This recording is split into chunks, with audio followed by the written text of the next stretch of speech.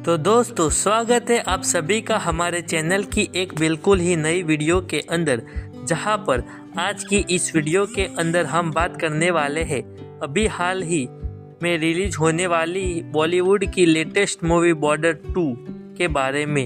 यह border 2 movie एक बड़े स्टार कास्ट वाली मूवी है, क्योंकि इस मूवी के अंदर सनी देओल जैसे लेजेंडरी एक्टर के साथ साथ वरुण धवन, दिलजीत दोसांझ, सुनील शेट्टी के बेटे आहान शेट्टी, सोनम बाजवा एक्ट्रेस मोनासी ऐसी तरह से कई सारे एक्टर्स हैं। इसलिए आज की इस वीडियो के अंदर मैं पूरी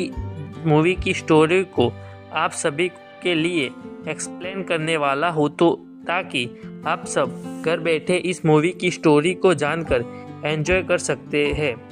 तो दोस्तों, वीडियो अगर आप पसंद आती है तो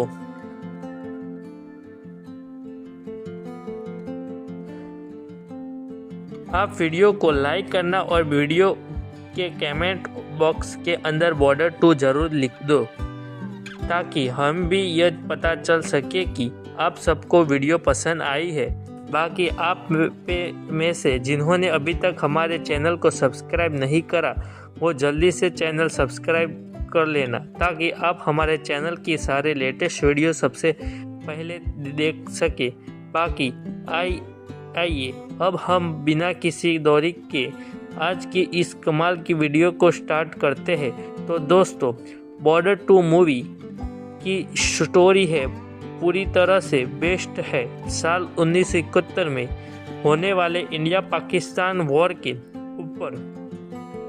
और इसलिए इस मूवी के अंदर हम न सिर्फ 1971 के वॉर को देखने, बल्कि उसके साथ ही हम उन सोल्जर से भी मिलेंगे जिनका वॉर में बहुत बड़ा रोल था। आइए फिर स्टार्ट करते हैं इस मूवी की स्टोरी को। तो इस मूवी स्टोरी की स्टार्टिंग होती है साल 1971 में जम्मू कश्मीर के जम्मू रीजन से, जहां पर हम सबसे पहले जम्मू के अंदर पाकिस्तान के कई सारे सोल्जर्स को देखते हैं, जो कि चुपके से छुपाते इंडिया के अंदर घुस गए थे। लेकिन कुछ टाइम बाद ही यहाँ पर एंट्री होती है इस मूवी के मेन एक्टर की, यानी कि सनी देओल की, और उन्हें देखकर हम यह जानते हैं कि सनी देओल इंडियन आर्मी के अंदर एक लेफ्टिनेंट कर्नल है। यहाँ पर सनी देओल अपनी टीम के साथ आते हैं और वो इन सारे पाकिस्तानी सोल्जर्स पर अटैक करते हैं, जिसके रिस्पॉन्स में यहाँ पर सारे सोल्जर्स के बीच गोलीबारी स्टार्ट हो जाती है। लेकिन at the end Sunny Deol अपनी टीम के साथ मिलकर इन सारे पाकिस्तानी सोल्जर्स को ख़त्म कर देते हैं। लेकिन इन सारे पाकिस्तानी सोल्जर्स को मारने के बाद सनी देओल को एक सोल्जर की जेब से एक मैप मिलता है, और उस मैप को देखकर सनी देओल को यह पता लगता है कि असल में वो मैप जम्मू कश्मीर का ही है, और एक्चुअली में उस मैप पर कुछ ऐसे एरियाज टारगेट होते हैं जिन एरियाज के थ्रू पाकिस्तान की मिलिट्री इंडिया में एंट्री करने वाली है। और इसलिए इस बात को जानने ही सनी देओल अपने सीनियर्स से मिलते हैं एंड उन सारे एरियाज पर सोल्जर्स को बढ़ाने की मांग करते हैं, ताकि जब पाकिस्तानी सोल्जर्स वहां से अटैक करें तो इंडिया की मिलिट्री उन सबको बड़े आराम से रोक पाए। अब हालांकि इस बाद ही सीन शिफ्ट होता है और अगले सीन में हम सीधा वरुण धवन से मिलते हैं। वरुण धवन का मूवी के अंदर नाम होता है होशियार सिंह, और यह इंडियन आर्मी के अंदर एक मेजर होता है। इस टाइम पर वरुण धवन यानी कि होशियार सिंह जम्मू में पोस्टेज होता है एंड वो कर्टेली अपने कुछ साथियों के साथ पेट्रोलिंग का काम करते होते हैं। लेकिन उसी टाइम पर होशियार सिंह और उसके साथी ये देखते हैं कि उनके सामने कुछ पाकिस्तानी सोल्जर्स घुस आए हैं। यहाँ पर पाकिस्तानी सोल्जर्स को देखते ही वरुण धवन के जितने भी साथी सोल्जर होते हैं वह उन सब पर टारगेट एम कर देते हैं। जो चीज़ देखते ही पाकिस्तानी सोल्जर्स भी उन सबके सामने टारगेट हम कर देते हैं और बंदूक तान देते हैं। लेकिन इतने में ही जैसे ही वरुण धवन वहाँ पर आता है वैसे ही वो ये नोटिस करता है कि वहाँ पर वो सारे पाकिस्तानी सोल्जर्स पानी भरने आए होते हैं। एंड इसलिए वरुण धवन यानी कि होशियार सिंह उन सारे पाकिस्तानी सोल्जर्स को पानी लेकर कहाँ से चुपचाप जाने के लिए कहता है और उनसे यह कहता है कि अगर वो चुपचाप चले गए तो वो लोग उन्हें कोई नुकसान नहीं करेंगे, क्योंकि अगर पाकिस्तानी सोल्जर्स उन पर गोलियां चलाते भी हैं तो उनके बाकी साथी यहाँ पर बहुत ही जल्दी आ जाएंगे एंड उनमें से कोई भी वापस जिंदा नहीं जा पाएगा। मेजर होशियार सिंह की बातें सुनकर पाकिस्तानी सोल्जर्स उसकी बात मान लेते हैं एंड वो चुपचाप वहाँ से पानी लेकर भाग जाते हैं। और दोस्तों, इस तरह से हमें मूवी में होशियार सिंह की एंट्री दिखाई जाती है। अब इसके अगले सीन में मूवी में एंट्री होती है दिलजीत दोसांझ की, जिसका इस मूवी के अंदर नाम होता है निर्मलजीत सिंह एंड वो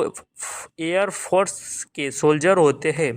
हालांकि दिलजीत दोसांझ का पूरा नाम निर्मलजीत सिंह सेखो होता है, इसलिए इस मूवी के अंदर उन्हें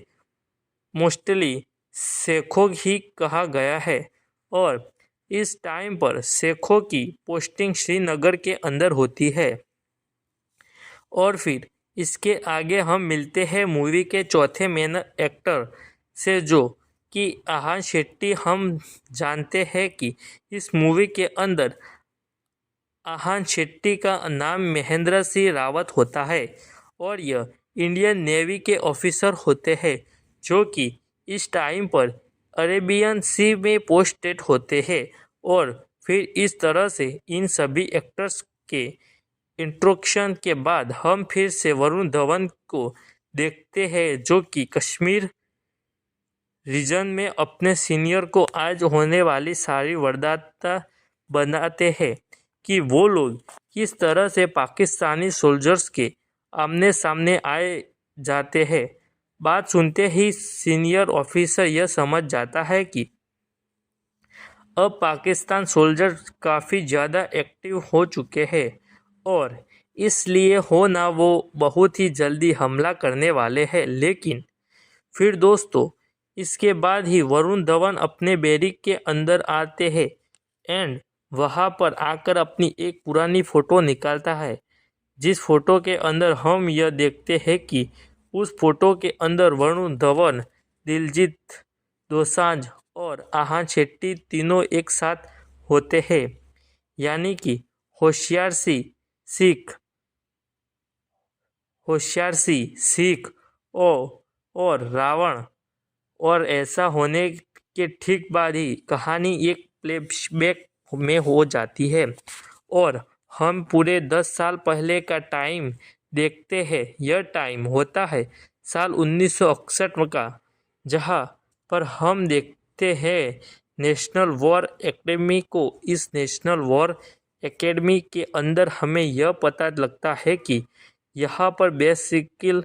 आर्मी, नेवी और एयर फोर्स के ऑफिसर को एक साथ तैयार किया जाता है एंड इसी वीडियो एकेडमी के अंदर होशियार सिंह, सेखो और रावण तीनों एक साथ ट्रेनिंग ले रहे थे, जिनमें से होशियार सिंह आर्मी की ट्रेनिंग पर था, सेखो एयरफोर्स की ट्रेनिंग पर एक एंड रावण इंडियन नेवी की ट्रेनिंग पर। इस एकेडमी के अंदर हम इन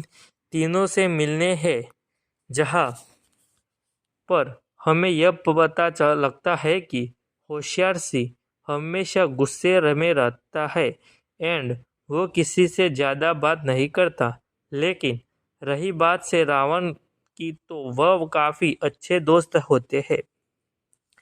इसके साथ ही होशियार सिंह भागने में काफ़ी ज़्यादा तेज होता है। शेख हो उछलू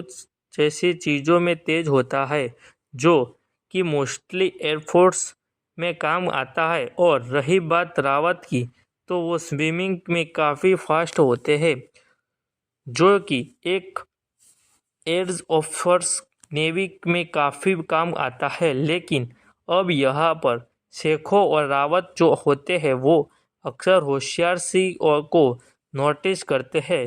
कि ये ना तो किसी से बात करता है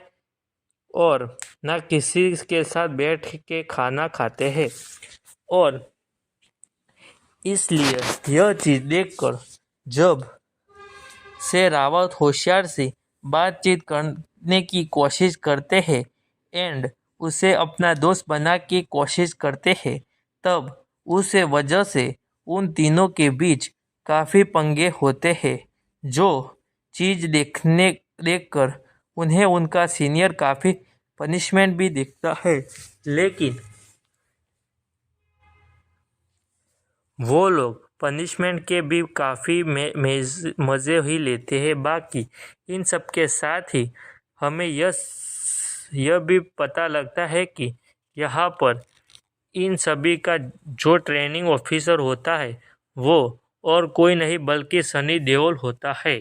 जिसका इस मूवी के अंदर नाम होता है फतेह सिंह। साथ ही साथ हम यह भी जानते हैं कि जो फतेह सिंह है, यानी कि सनी देओल, उसकी फैमिली के साथ अंदर उसका बेटा भी आर्मी ज्वाइन करता है। और इसलिए ज्वाइनिंग होते के साथ ही सनी देओल अपने बेटे को पोस्टिंग करवा देता है। बाकी दूसरी तरफ एकेडमी के अंदर हम यह देखते हैं कि शेखो और रावत दोनों मिलकर होशियार सिंह के बारे में पता कर लेते हैं कि उसकी फैमिली में उसका कोई भी नहीं है, यानी कि ना ही मदर का फादर हो और ना ही भाई बहन। और इसी वजह से होशियार सिंह अपने गुस्से में रहता है और किसी से बातचीत नहीं करता पसंद करना। लेकिन फिर यह बात जानकर शेखो और रावत को काफ़ी ज़्यादा बुरा लगता है। और फिर इसलिए जब रक्षाबंधन के दिन शेखो की बहन उसके लिए राखी बेचती है, तो तब वो एक राखी होशियार सिंह को भी देता है एंड वो उससे कहता है कि वो अब से अकेला नहीं है, क्योंकि अब से शेखों की बहन होशियार सिंह की बहन और शेखों की पूरी फैमिली होशियार सिंह की फैमिली। यह बात सुनकर होशियार सिंह काफ़ी ज़्यादा इमोशनल हो जाता है और फिर इसलिए तब से वो तीनों काफ़ी गहरे दोस्त बन जाते हैं और अपनी ट्रेनिंग को एक साथ हंसी खुशी से पूरा करते हैं। लेकिन दोस्तों, यह एकेडमी के दौरान ही हमें यह पता लगता है कि एक्चुअली में वैसे तो होशियार सिंह के कोई भी पेरेंट्स या फिर भाई बहन नहीं है, लेकिन उसकी एक वाइफ है। असल में होशियार सिंह राजस्थान के गांव से बिलोंग करता है और इसलिए जब होशियार सिंह काफ़ी छोटा था, तब उस टाइम पर ही उसकी दादी ने उसका बाल विवाह करवा दिया था। और इसलिए शादी होने के बाद से ही ना तो वो अपनी वाइफ से कभी मिला है एंड ना ही वाइफ को भी कभी देखा। लेकिन अब इतने सालों बाद उसकी जो वाइफ है, उसके पेरेंट्स अब यह चाहते हैं कि होशियार सिंह अपनी वाइफ को अपने घर भी ले जाए एंड ऐसा करने के लिए वह लोग होशियार सिंह से मिलने एकेडमी आते हैं। उनके एकेडमी आने के बाद ही शेखो और रावत को ही पता लगता है कि होशियार सिंह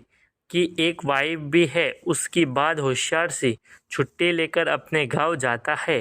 एंड अपनी वाइफ को अपने घर लेकर आता है। हालांकि यह पर जैसे होशियार सिंह की फैमिली थोड़ी सेटल होती है एंड उसे उसकी वाइफ मिलती है, उसके ठीक बाद ही हम शेखो और रावत की स्टोरी भी देखते हैं, जहाँ पर रावत की भी शादी हो जाती है एंड शेखों की भी शादी सोनम बाजवा से हो जाती है। और इसलिए अब ये तीनों आर्मी, नेवी और एयरफोर्स के अंदर अपनी जॉब लेकर सेटल होते हैं और साथ ही साथ अपनी शादी करके फैमिली भी सेटल करते हैं। लेकिन अब इन तीनों को अपनी अपनी फैमिली के साथ काफ़ी टाइम हो जाता है। धीरे धीरे देखते ही देखते वह लोग अपनी नौकरी के साथ अपनी फैमिली को भी टाइम देते हैं और इस तरह से कई साल बीत जाते हैं और फिर समय आता है सीधा साल 1971 का, जिस टाइम पर वॉर स्टार्ट होने वाली है। एंड इसलिए हम यह देखते हैं कि इन तीनों को ही बुलावा आता है, जहां पर इन तीनों को पता चलता है कि अब बहुत ही जल्द इंडिया पाकिस्तान के बीच वॉर स्टार्ट होने वाली है और इसलिए वॉर में हिस्सा लेने के लिए यह तीनों अपनी ड्यूटी निभाने के लिए आ जाते हैं। एंड फिर दोस्तों, इसके साथ ही यह फ्लैशबैक ख़त्म होता है और कहानी सीधा प्रेजेंट टाइम में आती है, जहां पर हमने यह देखा था कि होशियार सिंह अपनी आर्मी टीम के साथ जम्मू में पोस्टेड था, शेखों एयरफोर्स की टीम के साथ पोस्टेड था श्रीनगर में और आखिरी में रावत पोस्टेड था अपनी नेवी टीम के साथ अरेबियन सी में। एंड दोस्तों, इस फ्लैशबैक के ख़त्म होने के कुछ टाइम बाद ही हम यह देखते हैं कि पाकिस्तान की तरफ से इंडिया पर अटैक हो जाता है और वॉर में अपने देश को बचाने के लिए और अपनी ड्यूटीज़ को पूरा करने के लिए होशियार सिंह, शेखों ओहो और रावत तीनों अपनी ड्यूटी पर निकल जाते हैं। साथ ही हम यह भी देखते हैं कि लेफ्टिनेंट कर्नल फतेह सिंह यानी कि सनी देओल भी पोस्टिंग पर आ जाते हैं। हालांकि इसी वॉर के अंदर फतेह सिंह का बेटा भी लड़ता है, जो कि कुछ टाइम बाद आगे चलकर पाकिस्तानियों के लिए हाथों मारा जाता है और इसलिए इस बात को जानकर सनी देओल को यानी कि फतेह सिंह को बहुत बड़ा झटका तो लगता है, लेकिन वह तब भी अपने देश को बचाने के लिए अपनी ड्यूटी पर आता है। अब इन चारों की पोस्टिंग 4 अलग अलग जगहों पर थी, जिन सब में से महेंद्र सिंह रावत की पोस्टिंग थी अरेबियन की अंदर, जहां से वह पाकिस्तानी नेवी का सामना करेगा। उसके बाद शेखों की पोस्टिंग श्रीनगर के अंदर, जहां पर वो एयरफोर्स का सामना करेगा। होशियार सिंह की पोस्टिंग थी जम्मू के पठानकोट के अंदर एंड इन सब के साथ ही फतेह सिंह की पोस्टिंग भी जम्मू के एक दूसरे रीजन के अंदर थी। अब इसके बाद देखते हैं कि जंग शुरू हो जाती है, जहां पर पाकिस्तान एक ही बार में सब तरफ से अटैक कर देते हैं। पाकिस्तान नेवी की फ्रिगेट्स इंडियन नेवी के ऊपर अरेबियन सी में अटैक करते हैं। पाकिस्तान एयरफोर्स वाले श्रीनगर अंदर इंडियन एयरफोर्स के ऊपर अटैक करते हैं एंड पाकिस्तान मिलिट्री जम्मू के अंदर अटैक करती है। यहाँ पर ही सनी देओल यानी कि फतेह सिंह एंड उसकी पूरी टीम को यह पता चलता है कि जम्मू के मनोवर तवी इलाके के अंदर पाकिस्तानियों ने पूरे एरिया को इन्फेक्ट कर दिया है एंड वो बेसिकली वहाँ पर कब्जा मारकर बैठे हुए हैं और इंडिया के और अंदर घुसने की प्लानिंग कर रहे हैं। यह बात जान के ही फतेह सिंह एंड उसकी पूरी टीम सीधा वहाँ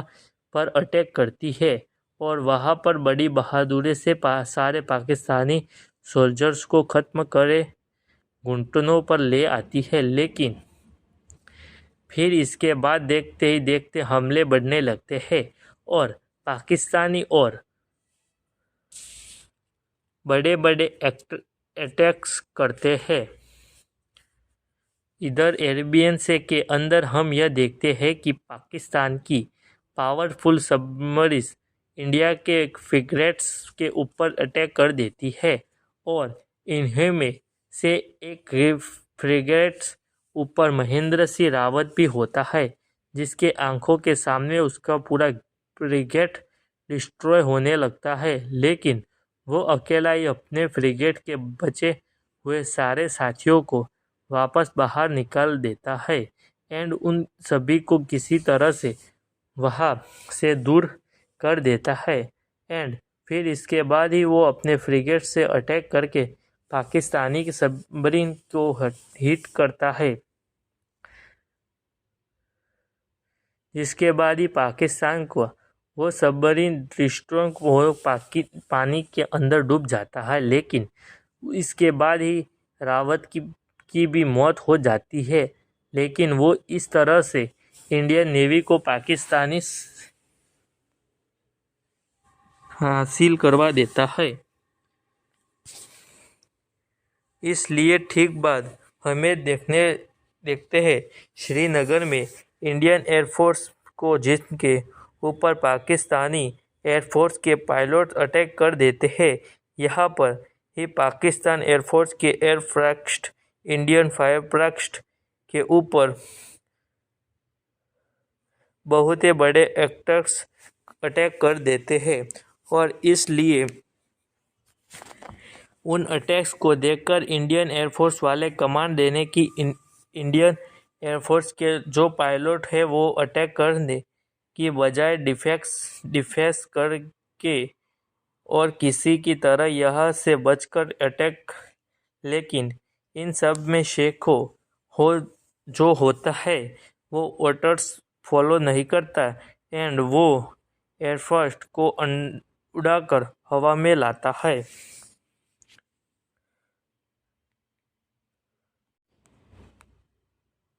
जिसके बाद वो अकेला ही पाकिस्तानी सारे एयरक्राफ्ट के ऊपर अटैक करना स्टार्ट कर देता है और फिर वो देखते ही देखते पाकिस्तान एयरफोर्स के एयरक्राफ्ट पर अटैक करके उन सबको ढेर करने लगता है। लेकिन फिर at the end Pakistan air force का एक एयरक्राफ्ट बच जाता है और इसके अंदर बैठा हुआ ऑफिसर शेखों को गोली मार देता है, जिस वजह से शेखों का एक हाथ काम नहीं करता। इसके साथ ही शेखों के एयरक्राफ्ट के अंदर सिर्फ 10 ही राउंड की गोलियां होती है, जिनमें से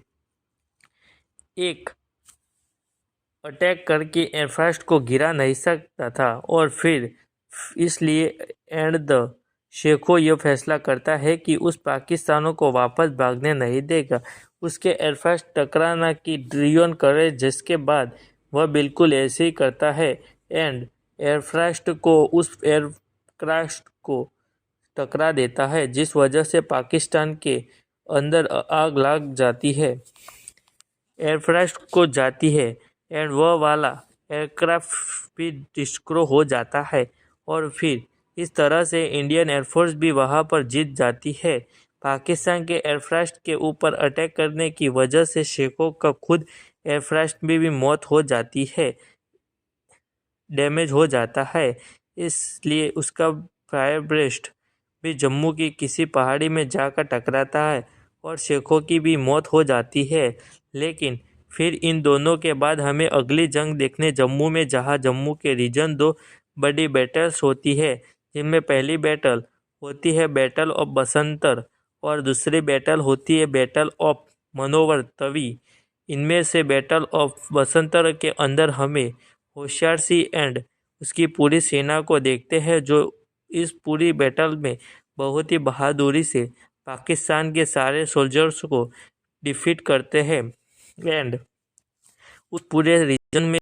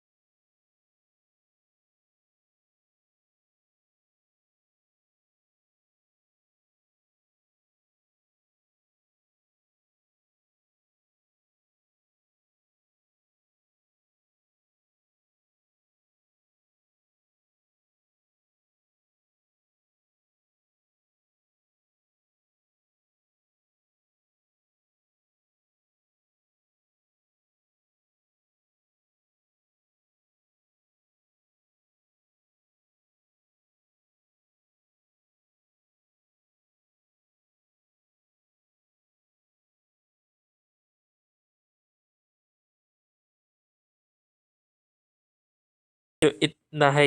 धन्यवाद।